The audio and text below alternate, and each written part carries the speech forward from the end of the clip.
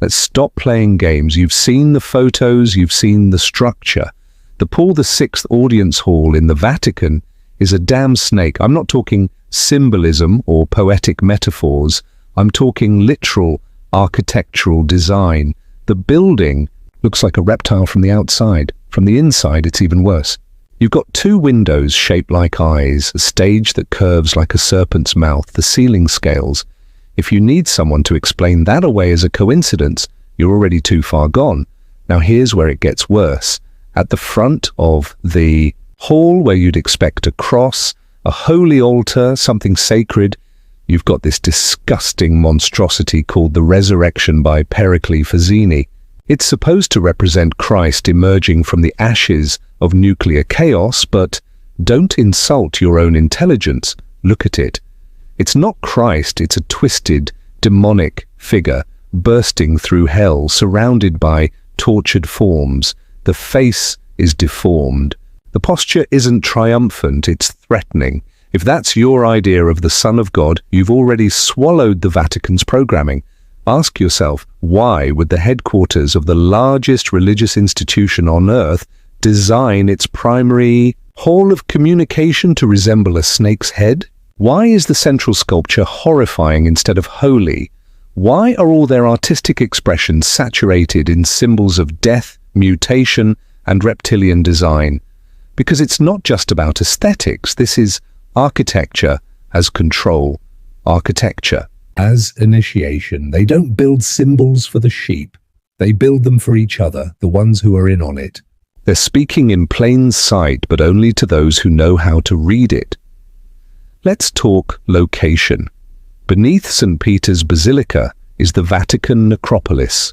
Real place, real access. Inside you find burial tombs dating back to the early Christian era. But one tomb stands out. Tomb U, archaeologists label it that way, but here's the kicker. Some ancient references, including twisted misreadings of Latin engravings and medieval speculation, have linked this tomb to Lucifer. And before you go, running to a seminary-trained apologist, understand this. Lucifer, in pre-Christian tradition, was a bearer of knowledge and rebellion. Over time it morphed into the name for Satan, but we're not dealing with semantics here. We're dealing with a tomb, a structure under Vatican ground tied directly or symbolically to the being they preach against every single Sunday. Why would that name even be found down there? And don't feed me the academic drill about linguistic errors. They know what they're doing. Now look at the rituals. The Holy Door in St. Peter's. People think it's just some annual religious celebration. Wrong. That door is sealed shut from the inside, opened only during Jubilee years. That's not tradition, that's ritual sealing, symbolic gateways. A cult meaning in many esoteric systems. A sealed door is a barrier between worlds. When opened, it invites something through. You think it's just for pilgrims? You think a pope walks through a golden arch, and that's it? Wake up. These aren't ceremonies, these are invocations. These are access points. Let's jump to another obvious tell. The language in official Vatican rites. The name Lucifer is still used in Latin during Easter Vigil. They chant Flammas Lucifer matutinus in vignette il inc Lucifer qui nessum, which means, may the morning star find its flame, that Lucifer who never sets. That's not a conspiracy, that's straight from their liturgy. And don't let them gaslight you into thinking it means something else. It is not an accident. They could have reworded it centuries ago. They still think we're dealing with holy men. These people built an empire on guilt, fear, and blood. And under the surface, under the marble, under the robes and gold, there's a structure, a design not for salvation but control. Not to lead you to heaven but to keep you in submission. There's more. Go back to the architecture again.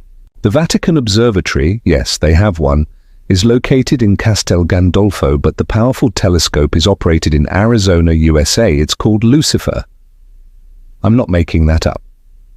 It stands for Large Binocular Telescope Near Infrared Utility, with camera and integral field unit for extragalactic research. Convenient acronym, right?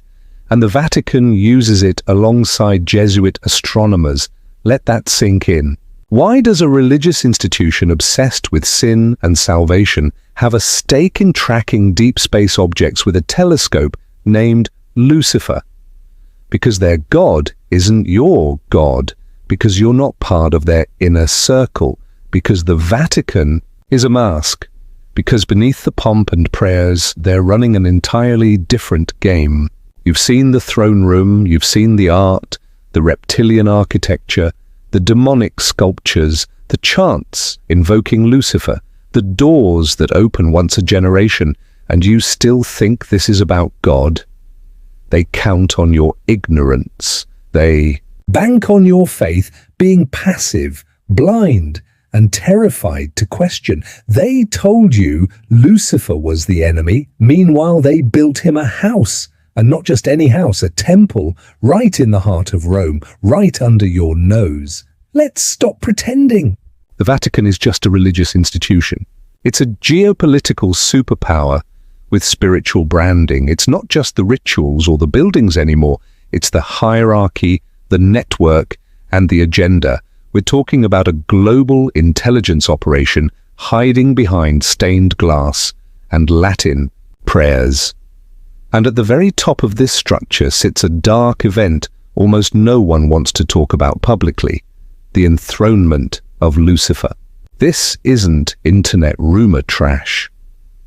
This came directly from insiders like Father Malachi Martin, Jesuit priest, exorcist, insider.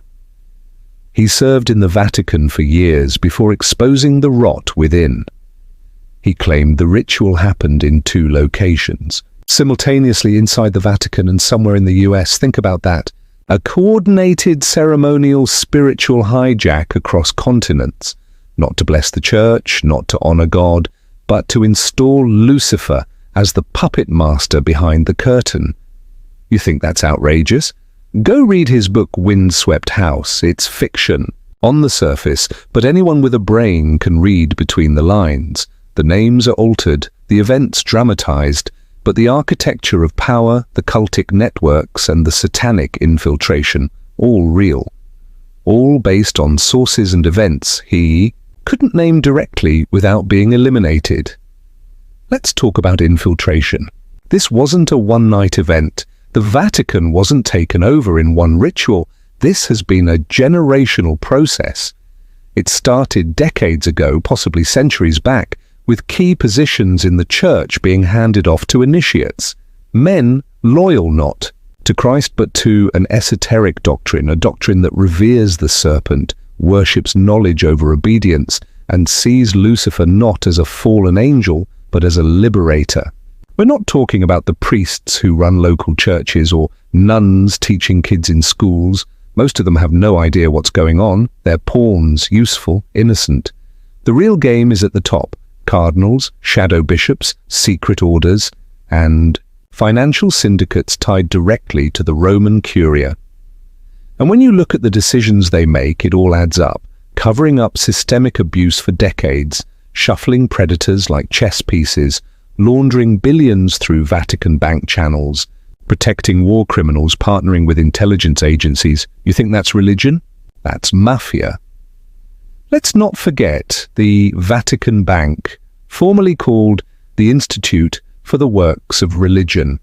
That's a hilarious name considering it's been caught in scandals involving money laundering, mafia connections, and suspicious deaths. In the 1980s, a banker connected to the Vatican Bank, Roberto Calvi, was found hanging under Blackfriars Bridge in London. His pockets were stuffed with bricks and cash. The media called it suicide. Anyone with half a functioning neuron knows that was a message that was ritualistic, that was cleanup. And who was behind it? Go ahead, pull the thread. You'll find connections to Masonic lodges, Jesuit black ops, and shadow clerics embedded in power for decades. So next time you walk past St. Peter's Square, look up. Look at the serpent architecture. Look at the demonic statues. Hear the chants. Feel the cold shadow behind the grandeur. Understand that this isn't just the Vatican, it's the heart of an ancient system that never wanted your salvation, it only ever wanted your submission. The Vatican's greatest secret is that it has already been taken not by an enemy from outside but by the serpent inside, and the world is none the wiser that this is not conspiracy. This is architecture, this is ritual, this is power. And it's been hiding right in plain sight for centuries.